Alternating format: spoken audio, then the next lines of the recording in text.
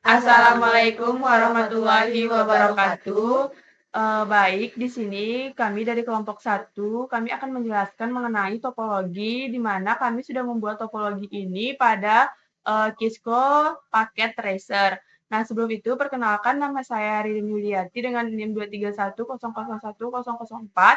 Perkenalkan, nama saya Nurwanda Aulia dengan NIM 23 11066. Dan saya Rizika Amalia Syafa dengan NIM 23 11010. Saya Mesti Dewi Rohdatul Adawiyah dengan NIM 23 11014. Oke, baik. Di sini saya akan menjelaskan ya teman-teman mengenai slide yang kedua di sini yaitu ada arsitektur topologi jaringan pada TV kabel net. Nah, jadi untuk di sini kita itu pakai topologi star, di mana semua perangkat itu bisa terhubung secara hierarkis dari satu titik pusat ke bawah. Nah, untuk yang paling atas ini dia terdapat WRT 300N wireless router yang berperan sebagai gerbang utama jaringan. Semua lalu lintas data melewati router ini sebelum diteruskan ke perangkat lain.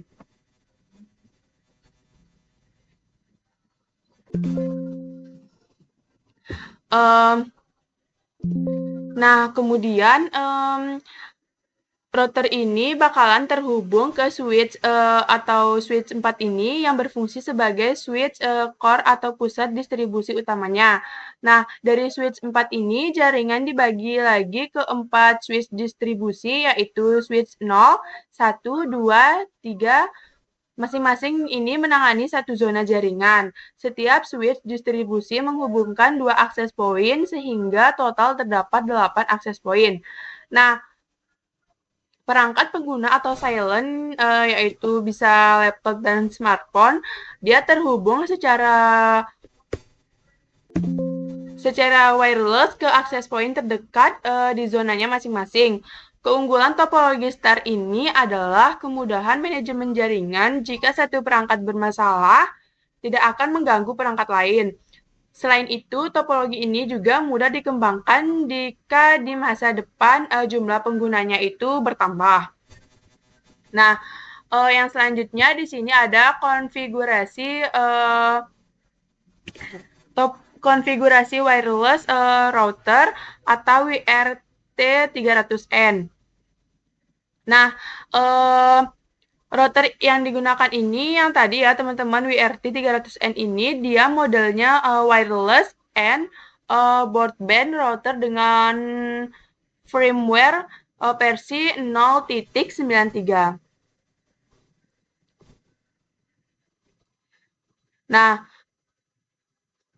untuk koneksi internet, router dikonfigurasi menggunakan mode automatic configuration DHCP. Artinya, router ini akan mendapatkan alamat IP dari ISP atau jaringan upstream secara otomatis. Di bagian network setup ini, router diberikan alamat IP lokasi ini ya, yaitu 192.168.0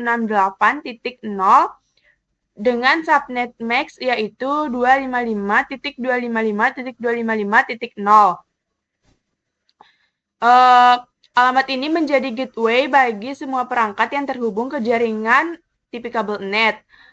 Nah, yang sangat penting ini yaitu DHCP server pada router ini yaitu DHCP server diaktifkan atau enable ini ya teman-teman, yang berarti router akan secara otomatis membagikan alamat IP kepada setiap perangkat silent yang terhubung tanpa perlu mengatur IP secara manual satu persatu. Nah, start IP address dimulai dari 192.168.0.100 yang ini teman-teman bisa lihat. Nah, dengan maksimum 50 pengguna, yaitu ini, berarti dia ini dari 192.168.0.100 ini dia sampai ke 192.168.0 sampai ke 149. Dengan konfigurasi ini, seluruh laptop dan smartphone di TV kabel net dapat langsung mendapatkan alamat IP secara otomatis begitu mereka terhubung ke jaringan ini. Oke, kita lanjut ke slide yang keempat, yaitu ada konfigurasi access point. Nah, di sini yaitu yang pertama ada access point 0. Nah, Akses point 0 ini dia terhubung ke switch 0. Dia melayani perangkat di area tersebut termasuk laptop, smartphone, dan smartphone. Untuk pengaturan jaringan wireless, akses point ini menggunakan ESD bernama default. Di sini teman-teman bisa lihat ya, ESD-nya ya benar, default. Nah, ini adalah nama jaringan WiFi yang akan terlihat oleh perangkat pengguna saat mencari koneksi. Frekuensi yang digunakan adalah 2.4 GHz channel 6 dengan jangkauan sinyal sejauh 140 meter. Cukup luas untuk menjangkau seluruh area zona TV kabel net yang dilayaninya. Yang paling menonjol dari akses point 0 ini yaitu pengaturan keamanannya. Akses point ini menggunakan autentikasi WPA2 PSK dengan type and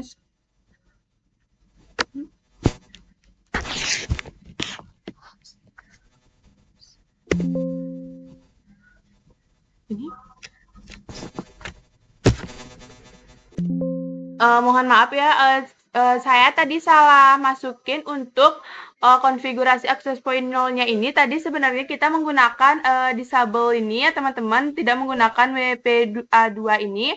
Nanti saya akan perlihatkan di Kisco saya.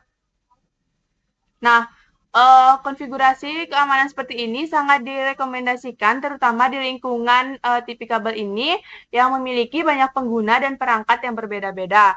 Nah, untuk penjelasan selanjutnya akan dilanjutkan oleh rekan saya. Tetapi di sini saya ingin melihatkan dulu untuk konfigurasi access point 0 ini karena tadi ada kesalahan pada screenshot-nya ya teman-teman.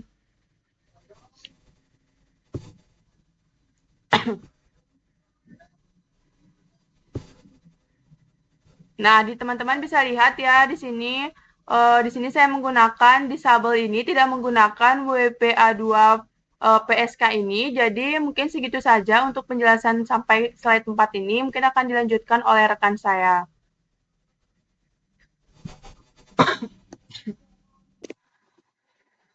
Nah, untuk penjelasan yang selanjutnya yaitu ada autentikasi disabled. Yang pertama yaitu WiFi ini terbuka tanpa password.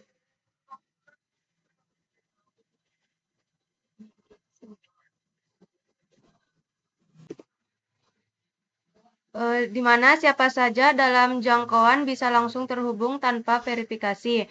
Yang kedua,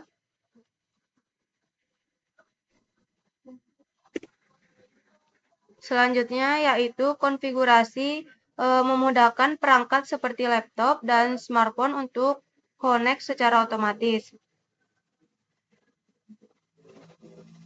Untuk kelemahan keamanannya yaitu jaringan tanpa enkripsi sangat rentan terhadap serangan seperti sniffing atau penyadapan data. Kemudian unauthorized access. Konfigurasi ini memudahkan koneksi klien atau laptop dan smartphone namun kurang aman dari sisi keamanan. Kemudian perlu ditingkatkan ke WPA2 PSK agar lebih aman di lingkungan TV kabel net.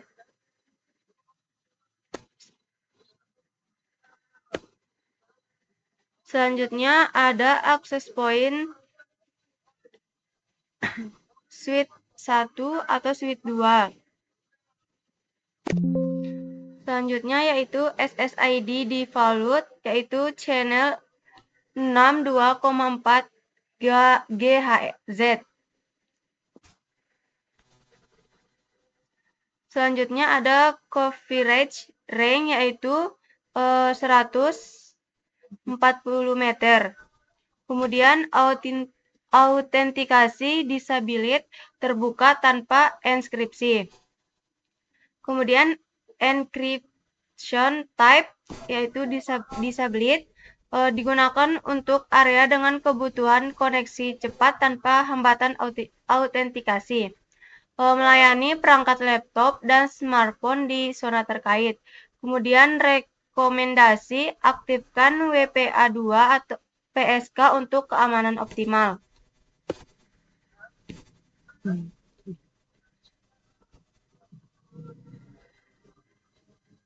Kemudian laptop terhubung ke access point, MAC address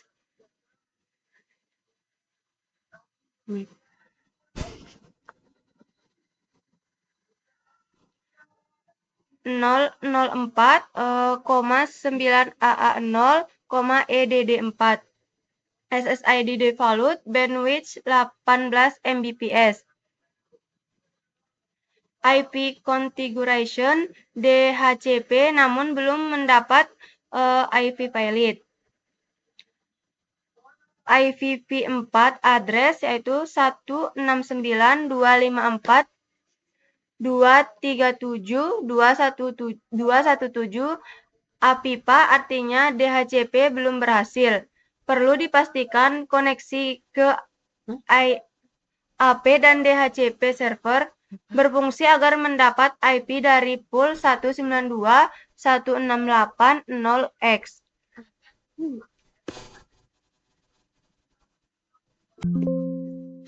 Oke, lanjut. Di sini saya akan menjelaskan tentang konfigurasi laptop yang keenam, yaitu client wireless. Jadi di sini tuh laptop keenam itu karena dia nggak berurutan angkanya untuk laptopnya itu. Jadi di sini terhubung ke access point yang pertama dengan MAC address itu 006.2A34.4325. Selanjutnya di sini ada SSID default dan menggunakan bandwidth 24 Mbps dengan autentifikasi disable. Selanjutnya di sini ada IP configuration DHCP. Selanjutnya menggunakan subnet mask. Ini di sini kan ada IP address-nya. Nah, nanti dia otomatis keisi sendiri untuk subnet mask-nya. IP-nya itu menggunakan 169.254.64.40. Selanjutnya ke slide berikutnya. Nah, di sini sudah saya bilang tadi karena dia nggak berurutan. Di sini ada laptop ke-0. Dia tuh tersambung ke access point yang kedua dengan menggunakan MAC address 000.0C61.A983 dengan bandwidth-nya itu 18 Mbps. Ini ada di sini. Selanjutnya menggunakan IP address-nya itu 169.254.169.134 dengan subnet mask 255.255.0.0. Selanjutnya ke konfigurasi untuk laptop ketiga. Di sini menggunakan MAC address-nya itu 00D0.0825.D6E0 dengan SSID itu default dengan authentication disabled karena di sini tipenya WiFi voucher gitu ya, dengan menggunakan IP address 169.254.214.226 dan subnet mask-nya itu 255.255.00. Nah, di sini lanjut saya menjelaskannya yaitu di konfigurasi laptop 8 yaitu atau client wireless. Nah, untuk laptop 8 ini terhubung ke access point 4, di mana MAC address-nya itu 00024A5A 1,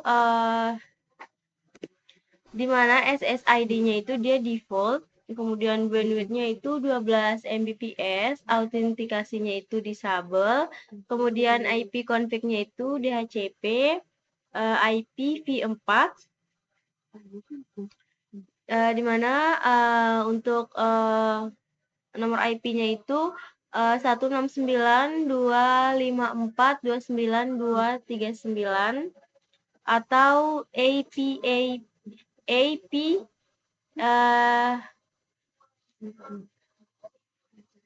IPA.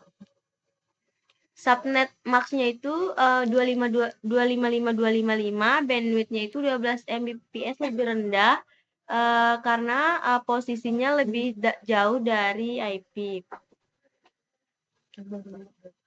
Nah, selanjutnya untuk laptop 5, dia terhubung ke access point 5, MAC-nya itu 0002166D 4A5A, SSID default, bandwidth-nya itu 24 Mbps, autentikasinya juga masih disable. Kemudian IP configuration-nya yaitu DHCP IPv4 yaitu 169.254.7492. Kemudian subnet max-nya itu masih sama. Kemudian semua laptop itu menggunakan DHCP, namun dia itu mendapatkan IPA-nya itu indikasi DHCP server belum terhubung dengan baik. Kemudian untuk laptop yang terakhir yaitu laptop 4, dia terhubung ke access point 6, di mana dia MAC address-nya itu 00602FAC 13D7, SSID-nya itu default, kemudian bandwidth-nya itu 24 Mbps, autentikasinya disable. Kemudian IP configuration-nya itu DHCP IPv4 169.254.19.217. Kemudian subnet max-nya itu 255.255, dia itu perlu konfigurasi ulang agar koneksi SSID-nya itu sesuai sama IP terdekatnya. Nah, selanjutnya itu ada kesimpulan. Jadi jaringan ini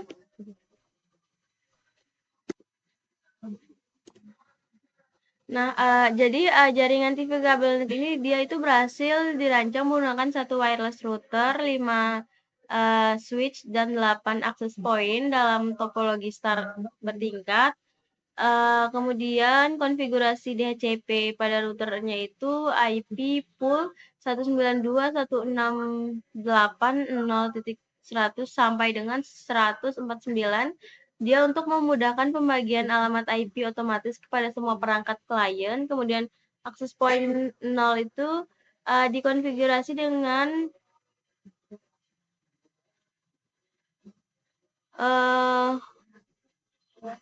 maaf, ini maksud saya.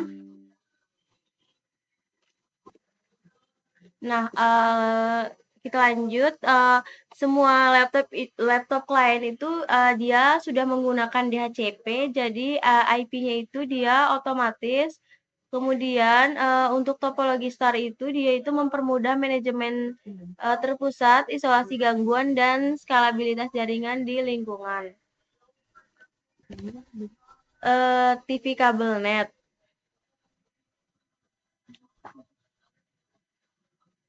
Nah, kemudian simulasi ini itu menunjukkan Cisco Packet Tracer-nya itu efektif sebagai media pembelajaran dan perancangan jaringan sebelum implementasi nyata. Nah, sekian untuk video dari kelompok kami. Lebih dan kurangnya kami mohon maaf. Wabillahi taufiq wal hidayah. Wassalamualaikum warahmatullahi wabarakatuh.